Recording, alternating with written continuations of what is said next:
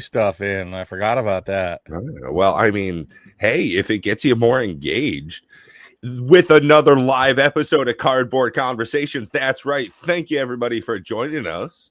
Happy Saturday, y'all. And welcome. Thank you for giving us some of your time. As ever, I am grateful for every one of your gift of your time to us every Saturday. Time is the immutable thing. It is the one precious resource that all of us has, and a limited amount of it, and never gets any more, no matter what your station or situation is in life. So thank you for giving some of yours to us. And speaking of which, let's do it right off the rip. You know, something we're so bad at doing. Ooh, do the almost thing, do the episode thing. Yeah. after episode, we just really suck at this part. So I'm going to try to get it over with, because I'll be quite frank with you. This is one of my least favorite things, but it's sort of a necessary evil. And that is to ask for your support. If you like what we're doing, if you even want to consider subscribing and becoming a member, please do so. Hit that like button, hit that subscribe button. And if you're really motivated by my words, become a member at 99 cents a month, and you get extra stuff from us. Including like what you're going to get after the show tonight. Yeah, that's right. We got another live episode, members only. And I'm going to be opening up a play box of Final Fantasy, and I'm going to be making up a Commander Raids deck. That's right. And we'll see how your box does. You know, there's multiple aspects for us. It's really interesting to me watching these box openings that we do to build a deck, because it's multiple facets of interaction with Magic product that we get to look at the financial value out of a box when each of us is opening it. And our reactions are each different to that financial amount, even though we're all aware. The value that the perceived value that we get out of it for the enjoyment of purely opening the product and looking at new stuff. Or in this case, if you're a Final Fantasy fan, which I don't think you are, Pat, right? You're not a big Final Fantasy guy? Not at all. So it'll be very interesting. But he is a Commander Raids fan, so I'm sure he'll be looking forward to the card interactions as he's ripping them open to see how this product will play out for him versus the Commander Raids boss. Yeah, I think it's going to be an interesting one. And I mean, there are definitely a whole box full of feelings in there, you know, as far as the financial side of it, because I do try to recoup some of my value, you know, after all said and done, after we get to, you know, play with the deck a couple of times, beat up the raid monster, I do, you know, resell my cards down to LGS. So it's definitely to beat up the raid monster. Yeah, it's definitely something I think about while we're doing the openings, but for sure, the number one thing is trying to make a cohesive deck that's going to do work. You know, unfortunately, as fun as Ureni was, Big Dumb Dragon didn't get to do a whole lot of work a whole bunch of times. I think I ended up tapping it twice in like the 5 games we played. So, well, and that's the thing, right? Is it this new format, I guess you could say, that we've created, and I'm not talking about Commander Raids, I'm talking about Commander Raids box breaks, right? That's a format in and of itself, realistically. As a matter of fact, we were even discussing tossing around some potential tweaks to it, though, quite frankly, I have not time capsule. I have not seen the video Feldy uploaded. I actually I checked that out. I'm a big fan of MTG Obsession. Huge shout out to John over there. Yeah, it was his partner bought him a box for his birthday. You know, he's a huge Final Fantasy fan, has been for a long time, and ended up getting one of the black chocobos. Oh, wow. Huge pull. Yeah. Phenomenal. That's like a $6,000 card, isn't it? Something like that. Yeah, that's what they were saying, is that it was going between 5 and the top end of 6. So like the problem I have with pulling those kind of cards, though I've never pulled one ever, nothing even roughly equivalent to that. What do you do with it? Because I'm a player at heart. I don't want to slab anything. I don't like to think about the return on stuff. I don't know if I showed you my final haul picture that I was really happy to finally get all of my product in, and I think we got a snapshot or two in our chat there. It would have been this last week when I got Yeah. the bundles in. Yep. And Yeah, you put something. I'm not going to say who, but I also shared it with another content creator that is a popular one, and I told him a long time ago that I'm all in on Final Fantasy. I'm very, many moons ago, probably beginning of the year, had stated that I'm, this was the set that I'm throwing my lot in with this year. And so I finally got all the product, and let me tell you, that was a bit more work than I really. I'm happy to have all the product, but it's more work than I wanted to put into obtaining product. I don't know if that makes sense. Yeah. It sort of took away from it was the enjoyment. It was a freaking rigmarole trying to get things at a fair price outside of the starter kit, which did stay pretty cheap the whole way through. It was pretty insane. Even now, I mean, I was no kidding. Just fun. 5 minutes before the show started, I was thinking that's not a fun part of it. I could to me, sell I don't know about you, but booster boxes at this point and make money from like where they started, which is just wild that even those are so expensive right now. You know what it made me feel like? There's a lot of guys that like chasing the hot chick, and she likes you to chase her and whatnot. I'll tell you this: even when it come to the hot chicks, if they made me chase too hard, I got bored and just walked away. I'm not interested. I don't want to have to try that hard. And it felt very much the same way with this product being the hot chick. Does that make? Hopefully, that's an analogy that makes some sense to you. But yeah, I get you. If it wasn't for Miss Sherry Vegas, who is my hot chick, I would not have tried so hard for it. Right. As you saw when you were here, she is definitely a true fan of Final Fantasy 14. Oh yeah, she puts the fan in Final Fantasy. Yeah. So I decided, hey, it's a natural peanut butter and jelly moment for us, which is going to be very rare, in our magic journey, that something that'll tickle the both of us. So I did put the extra effort for it, but I'll be honest, I didn't enjoy it. Like when I finally got to look back at the picture and have it all on the table, and it was like, I don't ever want to do that again. I think I don't want to put that much effort into having to give my money to people for something. Well, in that sense, you're lucky, because I think it'll be a while before they have another hit like this on their hands. I mean, the next couple of months we have here ahead of us, Edge of Eternities, I think it'll be a fine reception to it. I do mind farting into the mic. I mean, that's one of the easiest ways to get pink eye. Sorry, Satan's wife. Try again harder. It's going to be a while before we see another gangbuster set like this. I mean, Avatar, I don't think it has the same fervent audience that Final Fantasy did. And I think Spider-Man could have, but the timing is off. Like, it's just that saying too soon. Yeah, right. Too soon. I'm just gonna say it right now. Too soon, Watsy. And I mean, surprisingly, I'm a way bigger Spider-Man fan than I am for Final Fantasy. I've definitely been paying attention to the set as we get a little bit more previews here and there, but it's just not interesting. I mean, the cartoon side of it, like the artwork, I am 100% behind. That I feel they are hitting it right on the head. But as far as everything else, it seems like it's going to be quite lackluster. And don't get me wrong, Bob, we have not hit preview season yet, so I shouldn't be super excited. Burp.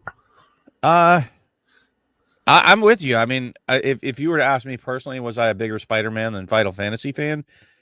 Last year, I would say probably a bigger Spider-Man fan, though I'm not a huge Marvel fan to begin with. Not that I'm not a fan. I've seen many of the movies and whatnot. Was never a big comic book guy growing up. So it was never like I'm a nerd, and I don't chastise any nerds for their nerddom, whether you're, LARPing or cosplaying or, Dungeon and Dragoning or whatever you're doing. It's just not my jam, So I had a really good friend growing up that every Friday we'd go to the comic book store, in the 80s. And, he'd pick up his, $50 worth of comic books every Friday. And, then we go out and 420 it up. But I just never got into his comic books. It wasn't me. So even when they made all the fantastically successful movies in the 90s and early mid 2000s, I'm okay with it. I don't hate it. It's just not. It doesn't resonate with me, the whole superhero I vibe. totally get that. And I think that that's one of the reasons why the IP crossovers have done pretty dang well, is because they cycle through them. As we're seeing, like with the Sonic the Hedgehog Secret Lair, people are loving that. People that love Sonic are loving that. Some of the unique cards kind of drives me wild. I mean, not in a good way. I'd prefer if they stopped doing mechanically unique cards in Secret Lairs. It's just that's the only thing that would make me want to get that one, right? Is that it's right. Yeah, it makes sense. I should love Sonic the Hedgehog. I'm a video gamer back from when, Sonic the Hedgehog first came out on Sega, was it? Sega. And I enjoyed it to an extent, though side scrollers were never really my big thing. And I don't know that you would call it a side scroller. Kind of. I would. Yeah, why the hell not? I mean, it's not exactly, Metroid, something like that, but it's not at Zelda. the same time, I mean, it is what it is. But and I put the hours into it, but I didn't know anything about the lore. Honestly, I don't know if you know me in lore, like even in like World of Warcraft or any of that stuff. Spacebar, right through all the cutscenes. I don't want to see it. I don't really care. I know that would mention that because you're wearing a Diablo shirt, and I started replaying Diablo 4 recently.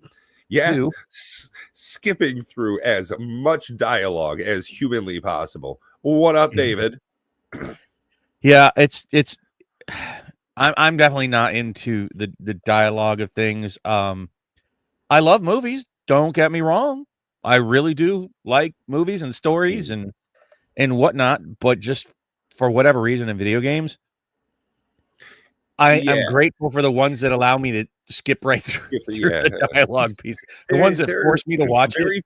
Video game like plots that really drive me. It's few and far in between if I'm playing a digital media that I feel as though the story is going to hook me.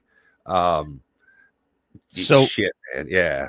To that extent, relating that back to the Sonic, I was never big into the gameplay and never ever really into any lore anywhere. So there's nothing to really hook me on that. The art is fine. It's not knock your socks off art. Yeah, right. It's Sonic. It's fine. I think it does well for the Sonic the Hedgehog IP. But it's the functionally unique cards, right? Yeah. I don't even chase the big reprints on things when they come out, unless it's something I absolutely wanted. Like if there was a Great Henge reprint, I really would like to have one of those. But the cards, the likelihood of a card going up when it's mechanically unique is higher when it's printed like that in a secret lair, and not because I'm after the value, but I just don't want to be cut off from it, if that makes sense. Right. Like if one of the cards turns into a $70 card, it's like, well, shit, I don't want to buy. Kind of like I won't buy a Lightning, so I want to see you pull one, and then I want to see you trade it to me, and I'll trade you something with $20-something in value or $30 in value or whatever it is, because I want the damn card so I can build a real Commander Raids deck for the future moving forward. But I really want to see you pull one. None of us have pulled one. Spoiler alert. It's surprising. Yeah. None of us, if you haven't gone back and watched our box breaks, not me, Nate, or Matt, have pulled a daggum Lightning. So it's a little bit of a whiff. What are you hoping to pull? I'll be honest, the Choco really suits me. What up, Dual Brain? How you doing, dude? That's going to be my commander. I pulled that Joker out of the box. Woo! Let's go, Choco. I am going to seek some paradise. That's right, boys and girls. I don't think Bob's a big Roblox player. I I wouldn't be averse to it. But we only offer that to channel members. The play with, as you can ask Time Capsule, we have played a number of games with Time Capsule.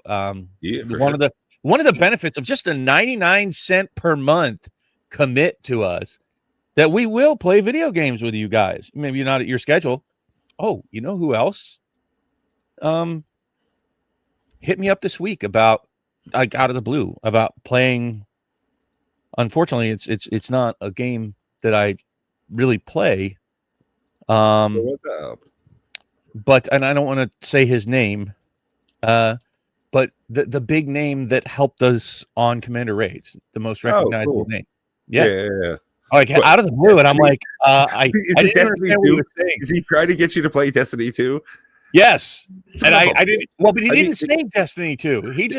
He said, like, we're going to do a summon Exectrix. I'm like, I don't know what that means. Yeah. Hey, like, shout out. I know that. I love him so much. I went and bought and downloaded Destiny 2 because I have that much of a man crush on him.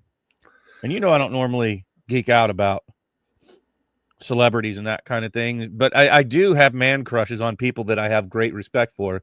And he is definitely somebody I have a great deal of respect for. See, my biggest problem is I'd want to talk like shop with him, like work stuff. Which what kind of work? Like his job. Where you work? No, where he works, because we have a bit of crossover nowadays. Just where technology and stuff is going, it's definitely a lot of interplay between our. See, I asked him to review Commander Raids again. I mean, hey, I'd love to see where it where it landed, where it solidified, and get your thoughts. He's like, yeah, that would be fun. In other words, kind of not a chance in hell. Wait for ice water in hell, would you? But maybe I'll cook up for Spider-Man another sheet. I think that would be an interesting one. Since I'm familiar enough, I can make a pretty good Spider-Man themed Commander Raids. I'm down. I'm the one that's always in there. Hey guys, I'm ready to play. Right? Yeah. So, hell yeah, I'll play with folks. I will definitely play with y'all. You cook up a new commander, I'll go for it. The only thing I don't like is when we have to, if we have to print off extra pieces or something. Yeah, I try to stay away from that as much as possible. Maybe like one token per sheet. That's about my. Don't make me do work. Yeah, right. It definitely is an impact on how much people are going to interact with it in general. If it takes like more setup and stuff. I mean, as fun as some of the games that we played, board games over at your place, I was thinking to myself, wow, it takes 20, almost 30 minutes to maybe set this up. I hope that the payoff's worth that investment. I mean, at least some things take longer. Right. Yeah. I mean, with Magic, once you get your deck, it's pretty much shuffling. That's all you got to do, right? It gets to a point of stasis where it's locked in. This is good to go. I can pick this up 5 months from now and shuffle, and I'm rocking and rolling. Whereas if I want to play Risk, goddamn, setting up a board game of Risk is, you cannot have animals in the house, and it's going to take you like 40 minutes just to get going if you do it the traditional way. I have one of the, I hear Twilight Imperium is like the worst of it. And if you're going to sit down and play, the minimum they say that you need to set aside is 8 hours. Dear sweet God. And that the typical game is about 12. What's it called? Twilight Imperium? Twilight Imperium. And it usually takes like 2 tables. Yeah, Axis and Allies. I was about to mention that one time, Gabriel. Yeah. Setting up Axis and Allies, holy shit, that can take an hour or more, depending on which rule set you're using. But we, in the dorm, when I was in the military, we when a typhoon would roll through, that's when we pulled out Axis and Allies, because you're locked in the dorm probably like 3 or 4 days. Right. And we would play in shifts, tagging out, as $165 for this fucking board game. Oh, that's nothing. You should see Kingdom Death Monster. Dear sweet God, 4 to 8 hours, and it takes 3 to 6 players. Bro. Oh no. It's at least 8 hours minimum. They always post shit on those boxes. Like some of the games that we played said 20 to 6 or 30 to 60 minutes. Bullshit. Are any of those games that we played 30 to 60 minutes? No, Maybe dude, to set them up. no. Yeah, get the fuck out of here with that. Yeah. Yeah, no, none of board games. Let me just, so for those of you that are not initiated with modern board gaming, which we had a great episode last week with an LGS owner who's big into board games. Yeah, that time that they put on there, at a minimum, double it. Always. I don't know why they put those times on there, but that is it. You should see a picture of it on a table. Like, see if you can go to like Google images of it. Like, just put in Twilight Imperium and look at like what the board game state looks like while players are playing it. There you go. Yeah, so you better have a healthy table to even set that shit up. Yeah, look at that nightmare. So both these dudes with cross arms over here is making me like feel a certain way, and it's not like, great. Oh yeah, no, they've probably been sitting there waiting for an hour for their turn. I've had a 12-hour Axis and Allies session, and they called a stalemate, so we could go to bed. Oh yeah, dude. Wow. No, we've played literally like Axis and Allies games that would go 3 days, and you'd play in teams, and you would just tag out as like your 8-hour shift was up. And then you go eat, shit, sleep, whatever. No. Some board games really. Really want your commitment. So you should at least thank me for that, Pat. When you were over here, I hit board games that are like reasonable play length times, an hour or two at most. I have games that'll last much longer, like Firefly. Love it, but that's like a good 4-hour commitment. Many times, Zombicide can go long, although the Wild West that we have tends not to, because you pretty much end up dying quickly, like by turn 3 or 4. Anyways, yeah, no, I love board gaming. I wish, I honestly, a lot of YouTubers that are involved in the Magic community, we hear it all the time. Behind the scenes, just gonna, spill the beans here. Almost every one of them, no offense, but even including Pat and Matt, get very starry-eyed about making this. Maybe it'll be a profession. But I didn't start really with the hopes of becoming a professional YouTuber on Magic. Yeah.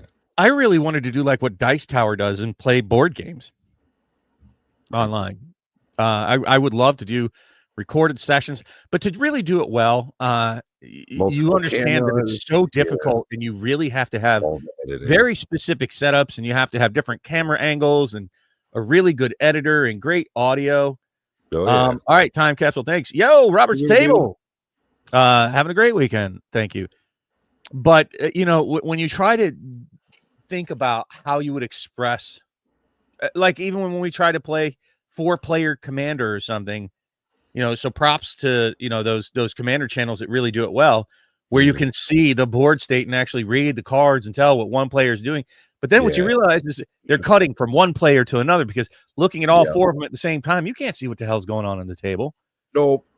And so to really do a quality production for those kind of things, and that's the way you got to do board games. Yeah. It's many different camera angles, lots of different issues with audio, with separate sources of audio, and you really need to have people operating the cameras to track a thing, and it really is quite a production to do that sort of thing. Oh yeah. Well.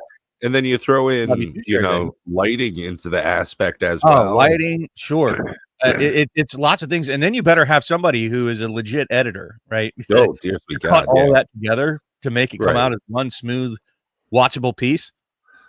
It's really quite the investment. So this is far easier being a talking head. Than just trying to bring information.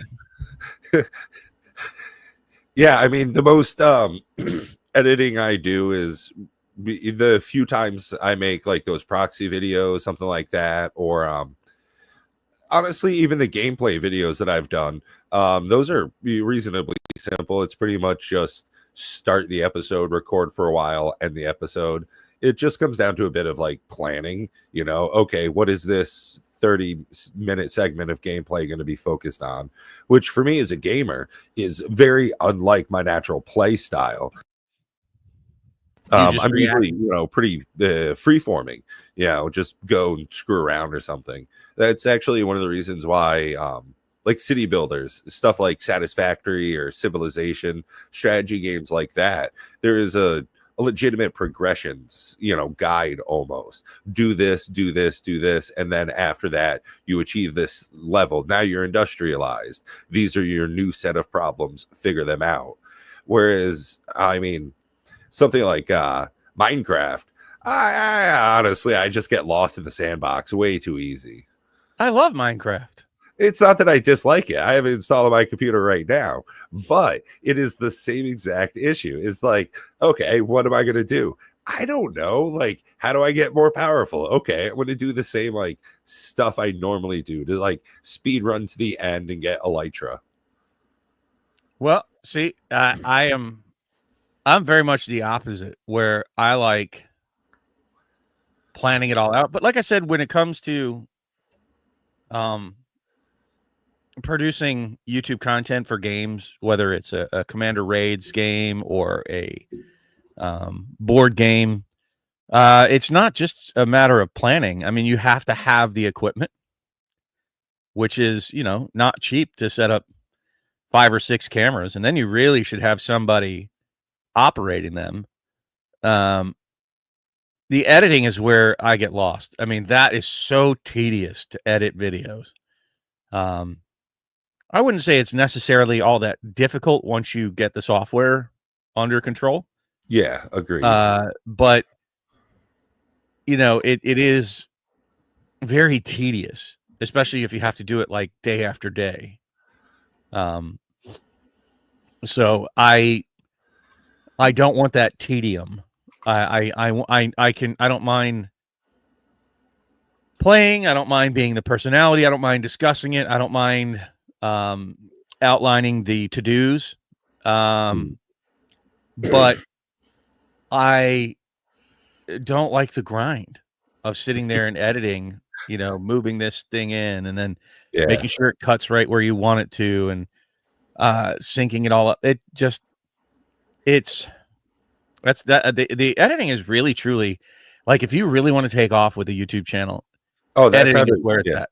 Well, it's not just having good editing, for sure. That's absolutely a necessity if you want to make good long form content. But along with that is that passing it off once you start making a certain volume. That's really when I see a lot of YouTubers like make that dive into their career is okay, sure. They were putting out 2 videos a week because they were doing all the editing itself, and then when they end up passing it off to somebody, they can double the amount of volume they're putting out, sure, or just have a higher quality content. Absolutely. And that's definitely a huge part of some people's YouTube career. But for us, I mean, it doesn't make a whole lot of sense to be doing something like that. I mean, not if we yet. wanted someone to go through and maybe get highlights of the show, pick out, But for us, we have sort of found a niche, if you will. And for whatever success we're obtaining, there aren't a lot of talking head videos like this anymore. You got the nitpicking nerds that are kind of that. Yeah, I don't find myself drawn to their content, to be honest with you. I don't know why. They do fine content. To a degree, you have the professor, but honestly, his whining just gets to me. And he's solo. I kind of enjoy our interaction, especially with 3 of us. DJ still has his round table. Yeah. But you just don't honestly see outside of that. I'm not really familiar with that many, talking. There's a couple of podcasts here and there, but it's definitely more episodic. It's less freeform, and it's usually not live with audience interaction. Still I like not finding the mic. I like what we do, and I sometimes will be guilty of watching our content. I'll be honest with you. I don't know if I do a memory dump necessarily, but when I go back and watch it, it's a different experience being a viewer of our content than it is being a creator of it. I don't know how else Oh to, yeah. No, but I I enjoy totally it. I get don't like go, oh shit, no, I'm turning that off. Like I right. do with a lot of other stuff. I'm like, nope, I don't want to watch it. I'll Well, I have rewatch it a and go, oh, similar thing. You know, I've recorded podcasts with a couple of friends of mine on various channels here and there. And, you know, even though I'm participating in the conversation, I'm doing some of the editing here and there behind the scenes sometimes. It's still just as new. You know, it's like a novel experience every time. It's like, well, that voice is quite familiar, but he's saying things I've never heard.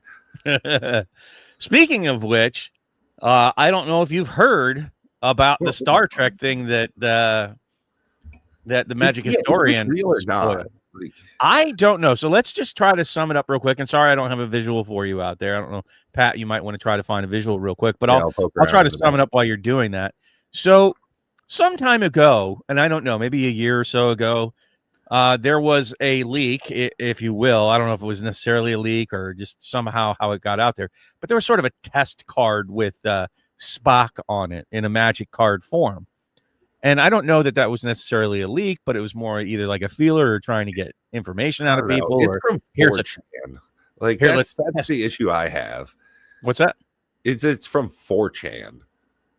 Well, we'll get there in a second, but I just want to kind of give the backfill for those that aren't aware of it. But that card's been out there for like a year, so there's been a lot of, I don't want to say a lot of rumors, but there've been some rumors swirling about it. But then this last week, a store, an online retailer, leaked pre-sales, if you will, for a Star Trek set. Not a secret lair drop or a commander deck set, but a set, from what I understand. And shortly afterwards, it was taken down. So it only existed for a short while that there is a new set coming out for Star Trek. A lot of things that are very curious about that, like why would they put it up for sale this far in advance? It wouldn't be a set unless it's a surprise winter set, which wouldn't be out of the realm of possibility for Wizards, but I would be very surprised if they're going to release a full-on set unannounced this year, especially Universes Beyond. So obviously it would have had to been far out in the future, and why would they already start pre-selling for next year? Right. That would be really far out, and it's not what they've announced for next year anyway. So we'll see if that materializes. But there was some hubbub, and you can watch the historians channel. I don't want to steal all of his thunder, but I just wanted to make you all aware that there was some stirrings about Star Trek, and my 2 cents worth on it. Meh, I'm going to wait until something more solid materializes. I'm not in a knee-jerk reaction. I don't think what really struck me is I don't think it has a big enough following to drive any more fervor than Doctor Who did. Oh, yeah, especially if it's going to be, Shatner Star Trek. If it's going to be like that old one, yeah, I don't know. Even like the newer stuff, Star Trek's definitely fallen off a whole heck of a lot. Shit, even Star Wars, which was always by far more popular. Well, there's a difference there.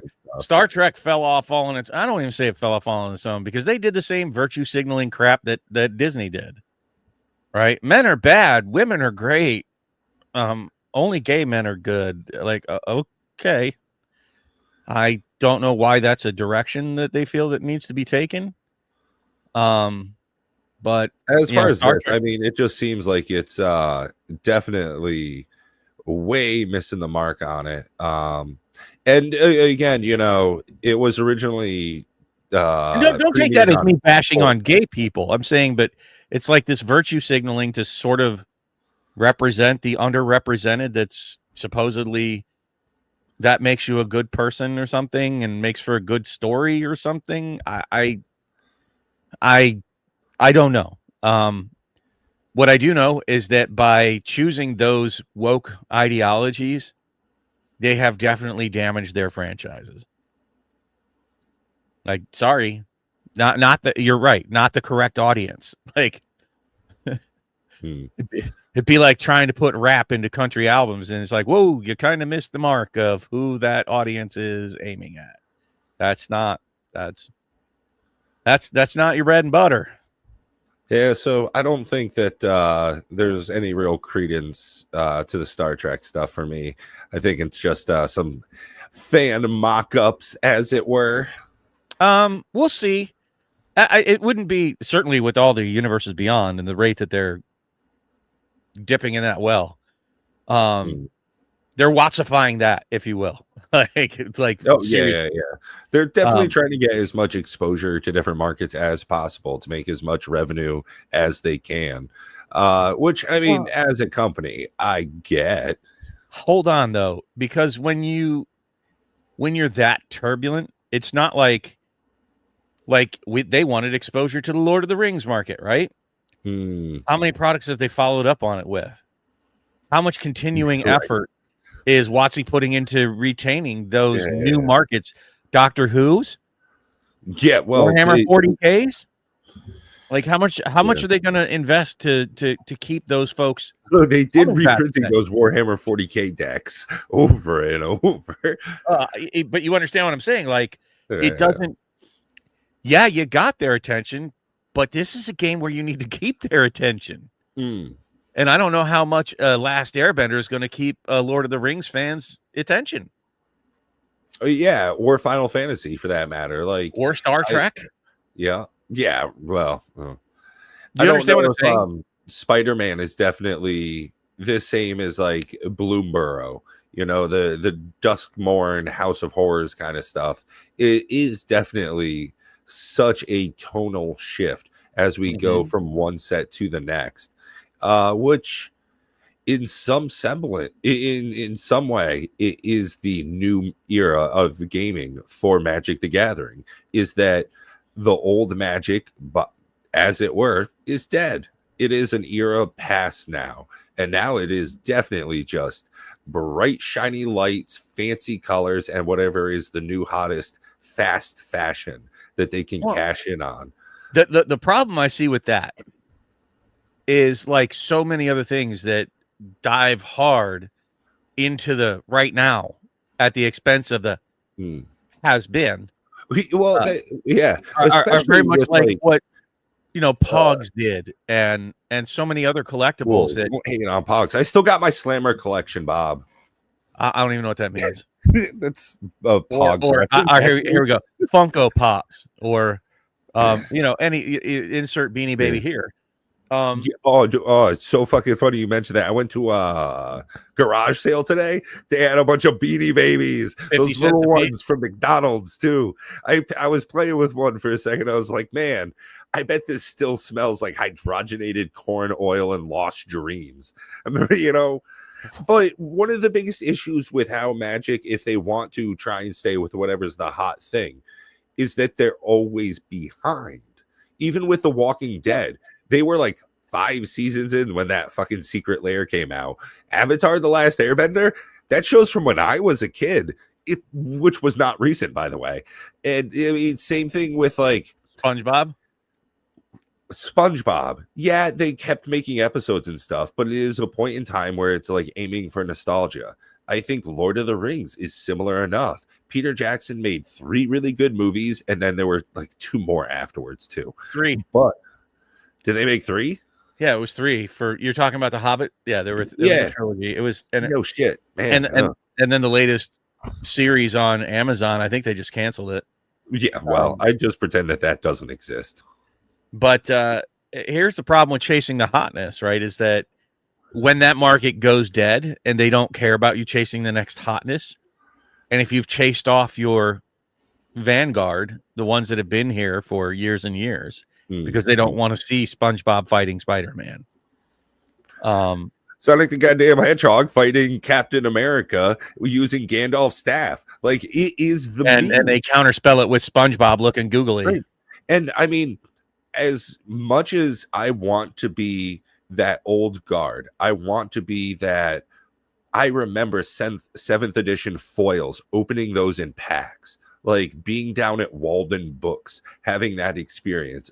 But that's not where we are anymore. Like nowadays, it's just not that world. And I hope honestly, they don't kill the golden goose, is what I'm saying, right? And from what I understand, by the absolute lack of interest in the vintage stuff, with the lack of interest in the history of Magic and not caring about it, and clearly, like, they could have sprinkled the Universes Beyond in, just like with when they started going down the rabbit hole of making everything serialized, right? And then nobody gave a shit about serialized cards when you were getting 20, 30, 40 different serialized cards in every set. And so somebody slammed the brakes and said, whoa, we'll make just a handful of them in Lord of the Rings. Yeah, Brothers War was definitely way too serialized heavy. Well, and they still haven't gotten the hint that there's just too many versions of cards right now. Like, oh, dear sweet God, yeah. Oh, these different foils. And the ones that really piss me off are foil and a rainbow foil. Hold on. Like, the ones that really piss me off are the sets that have both full art and extended. Oh, yeah, right. Like, I'm looking at them going, I don't know which is which. And until you guys pointed it out, the backs of like the extended art cards, like those also being different, don't match up with the bottom half if they're not. You're talking about flip cards? Yeah, with the meld. Yeah, that's a bit of a pain there. It's a bit of a miss. I'm just saying that, they've got to be careful with what they're doing. They could end up very much appealing to a goldfish market, meaning people that have the memory of a goldfish. And I'll ravenously eat right now. And then tomorrow I'm playing. What the hell was that Pokemon ripoff game? Whoa, Pal World. Don't be such a hater. That game's totally different than Pokemon. That's why Pokemon didn't sue them. Pokemon, Nintendo, the owners of the Pokemon company, sue the shit out of everybody. Literally, Pokemon has shut down. All I'm saying is that we live in a society where people have the memory of a goldfish, and if that's the audience you're trying to chase, careful what you wish for, because they also tend to turn direction and head exactly the opposite way rather rapidly. Yeah. So, and if you chase off your old guard, I don't know that they'll come back. I don't know that you can count on people being so rigidly dedicated to Magic that if you chase them off, they will come back. And I think that they run the risk right now with their direction, while it's super hot and super popular and super filling the coffers right now. The recipe, it was a restaurant I would go to because it served the food I liked. But now that there's like new management, they're tweaking the menu. And there's not the same chefs in the back, and what they're serving, it doesn't look the same. I have a very specific example of that. Very specific example of just that. Chili's. I actually even used to be a cook for Chili's. But I used to love going to Chili's, and I would go miles out of my way, because it's a good 30 minutes to the closest Chili's to me. To get their chicken fingers. Well, some years ago, they decided, well, let's change that. Let's change that recipe. Yeah. And now I don't like their chicken fingers. I won't go 30 minutes out of my way to get the Chili's chicken fingers. Dude, when KFC stopped making those potato wedges, they must be suffering. KFC's taking a fucking killing. Between like all the bird flu, so that they had to like put down millions of birds across the country over and over. Price of chicken, expensive as shit. Along with that, losing potato wedges. Don't get me wrong, those seasoned fries, they're pretty dank pop. And let's be honest, the workers, it seems at KFC, they hire the absolute slowest workers on the planet for KFC drive-through. I don't know where they get them. But my God, you're waiting like 25 minutes in line at a KFC. You could like sit down at Bob Evans, order a meal, and get it and be on your way out before you get your drive-through from KFC. The first 5 years of the robot takeover are actually going to be great. That's my thought. The first 5 years, we're gonna have speedy service. Everything's gonna get done quick. It's not gonna take hours. They won't fuck up your order. Yeah, right. Yeah, It's gonna be good for a little while. Perhaps. I mean, until you want to order something special, a la When Harry Met Sally. I don't know if you've watched that movie, but when she ordered pecan pie, it's like, I want pecan pie only if it's fresh, but if it's from the West Coast, then I want it without whipped cream. But if it's from the East Coast, then I want it with whipped cream, but only if it's non-dairy whipped cream and not from a can, but from a bucket. Like, that's how she orders her. When the lady said, "Would you like some dessert?" So it takes her like 12 minutes to order her dessert. Yeah, because it's so hyper customized. Pecan pie. Yeah, I have a feeling that you could not do that with AI. Well, I think that would definitely be an issue because I've seen those like Taco Bell drive-throughs where someone comes up and they ask for 12 million cups of water, and it just like someone just picks up immediately and takes over, which is whatever. Hey man, as someone who works in like the design field, most of the effort you put into is for like the easy path, right?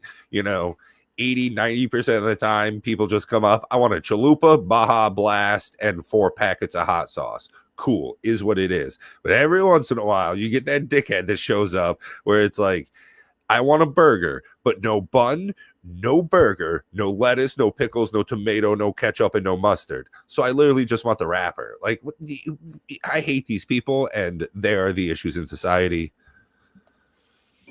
There's Pat's rant for tonight. Thank you for joining this corner of the I get where you're going, but yes, I agree with you. It'd be great. I don't know how we got off on KFC and so Diablo 4, gotta say, gorgeous looking game. Playing the Necromancer, I wish I could have a whole field of them. That's still my want. I don't know if that's something I'll be able to get in that game. I just, Diablo 4 just didn't hook me. If I'm going to play Diablo, I'll be quite frank, I'm going back to some version of Diablo 2. Oh, it's definitely not going to be a long haul. I'll probably play it some more tomorrow and then delete off my computer again.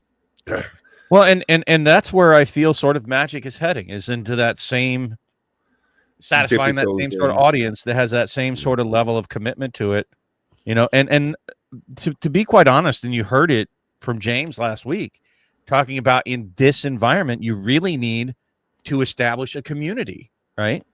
Yeah. And I feel very much that Magic is not a community-focused thing anymore. And that's not a fault of the LGSs. It certainly feels that is not the direction that WotC even cares to take it. Well, yeah. I mean, it's difficult to build a community if you're tapping into all of these different intellectual properties. Which community are you trying to build?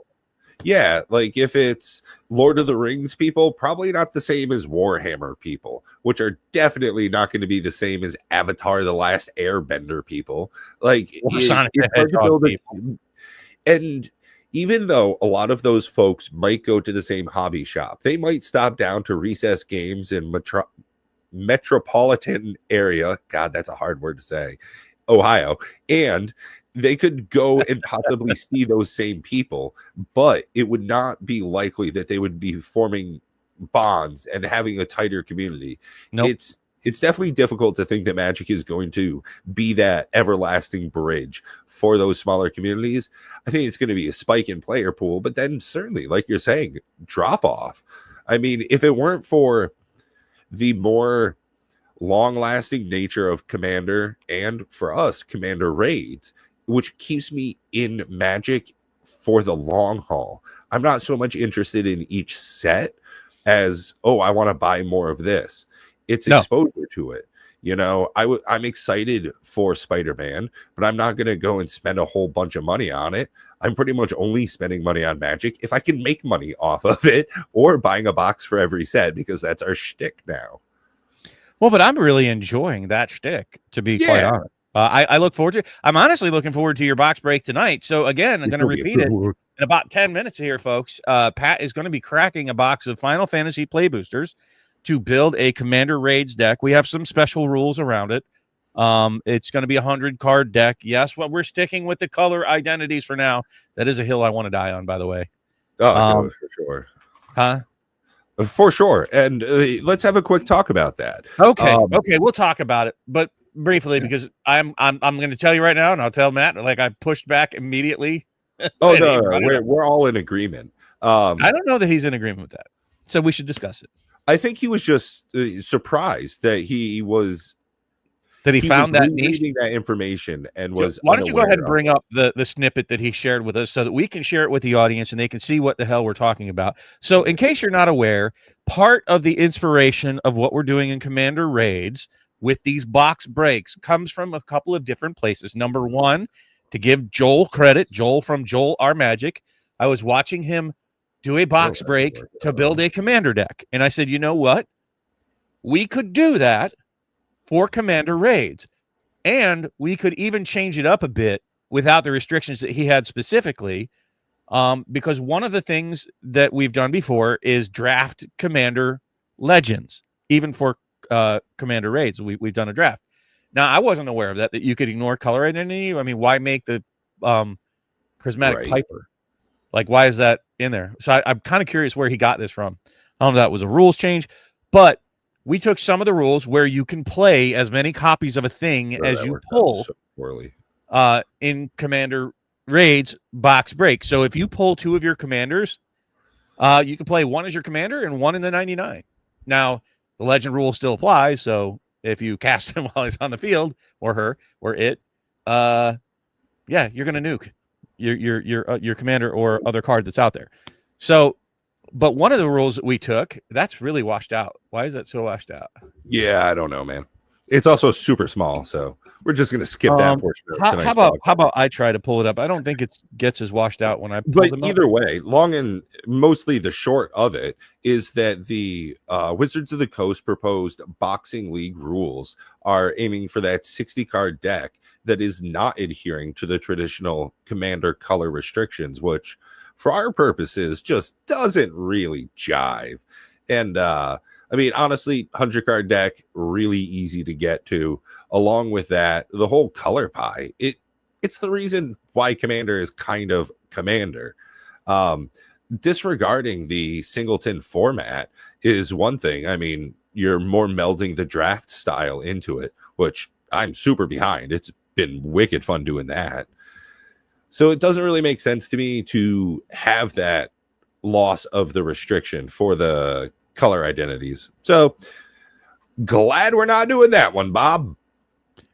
Pardon. Well, I burped in the mic. Take that, Satan's wife. What's that? I burped into the mic. Take that, Satan's wife. So here's that snippet, and wow, that's terrible. I'm glad it wasn't me. Like, why is it making it smaller? Yeah, it's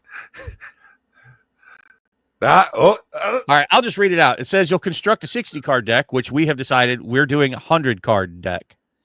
And the out of a contents of is that where you got this from? This wasn't from Commander Legends, then. This was just some sort of boxing league thing that Wizards came up with. The Wizards of the Coast Boxing League. Out of you make a 60 card deck out of the contents of a single play booster box and any number of basic lands. If they've been watching our show, I'm going to sue them. You can include anything you open inside your play booster box, but not any promos that you receive.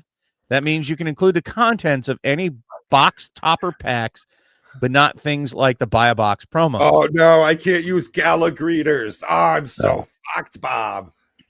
Well, but that weren't those inside the box? I want to say they were. Either way, I'm just being a troll here. Shit. Well, there's one that I didn't mean to click. Oh Lord, losing it now. Yeah, that can include multiple copies of cards, which I already alluded to. With the same name, you can but this part, no. You can ignore the color identity rule in deck building. Play any legal commander you open, then fill your deck with cards of any color. Like, removing color identity, to me, completely obliterates the feel of Commander. It's no longer. It makes it feel more like a modern deck. But with a commander, or like a brawl, but with a commander, or I don't know what you would call that. The color identity of your commander still applies to cards like Arcane Signet to explicitly refer to the color identity. So cards specifically refer to your commander and its color identity. Sure.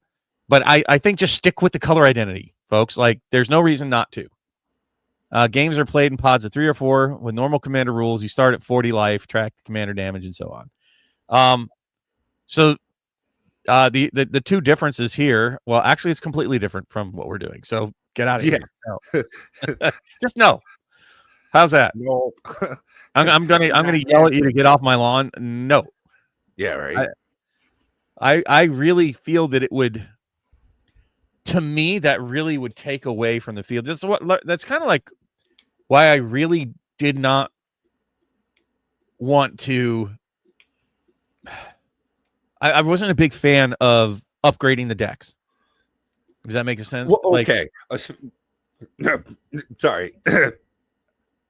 Agreed. That was not really my style. I would have, for me, the couple of changes to that, but also I like the kind of one and done visitation, especially with like, the speed that stuff comes out. We just can't afford time wise to stick on schedule. Yeah, I mean, like if we're gonna get Edge of Eternities, no life in it. I agree with you. It's like no, just no.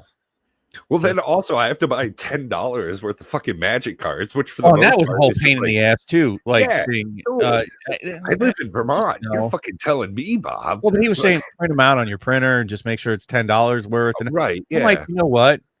Remember what I told you earlier, Pat, about like less work is better. Don't make me do any work. Yeah. I want to be able to take commander raids. My vision for it is to be able to take it a D20 plus my deck into any LGS, sit down and say, hey, you guys want to play a new format called Commander Raids?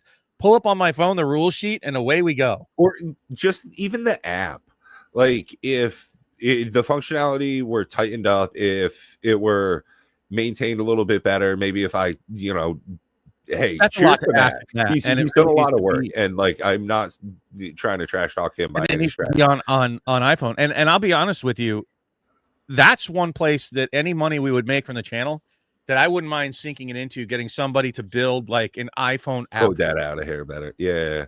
I'll be honest. Funny because I work with a whole bunch of fucking computer software developers. So honestly, I should reach out. Because I mean, hey, $1.99 to be able to download the Commander Raids app. Yeah, that would be freaking.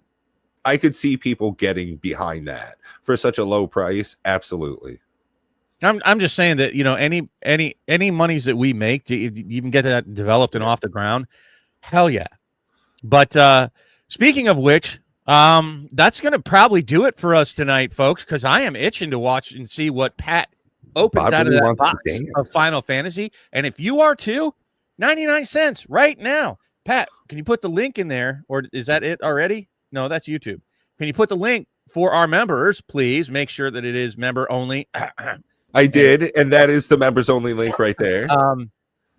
But yeah, let's what's this one?